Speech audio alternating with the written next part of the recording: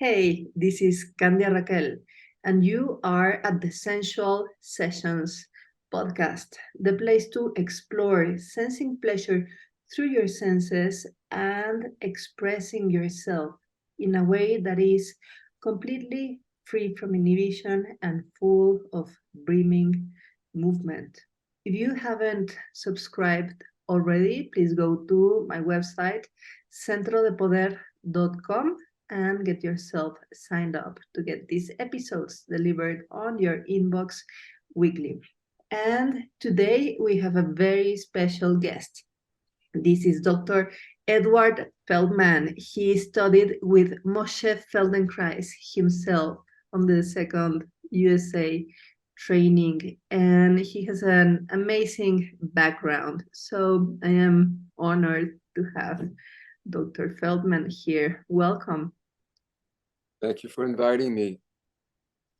So tell us, Edward, how did you become interested in this somatic approach of movement and healing? Like you were always deep in contact with your own self, or it happened due to a happening in your life? That's a good question. It happened, I think, the answer is it happened due to a happening. I mean, I was a good athlete growing up.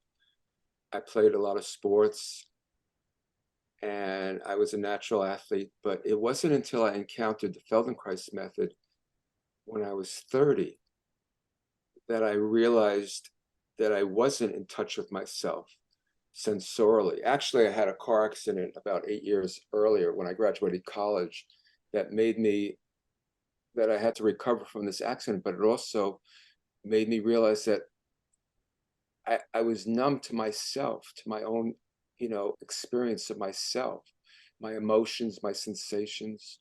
So that literally was the turning point in my life. I was about 23, and from that point on, I made it like my mission to know myself from within myself, from like an embodied place, right? Because on the outside, I looked okay, but on the inside, I was really numb. So I came to the Feldenkrais method when I was about 30, and I was just amazed. I mean, being in the presence of a genius, of a bona fide genius like Dr. Feldenkrais was amazing. And through that work, I began to wake up to myself, from an internal place, because I had already started chiropractic school. And I was going to be a chiropractor, but that was a very external decision. It was like, oh, I want a career, I want something to make money. But I realized, it was just like a license to have as an umbrella. But I knew I wanted to do other things like the Feldenkrais method. And so that became like a jumping off point when I graduated chiropractic school to explore other kind of modalities. Of course, first Feldenkrais, but then cranial sacral therapy, then biodynamic cranial sacral therapy, which is again a very internal, coming from a very, internal place of knowing oneself. So I just want to say, like, one of Moshe's big sayings was, to know oneself really well. It means to really to go deep within, to explore what's one feels and senses internally, right? That's the only way to really know. And so that became the journey that I entered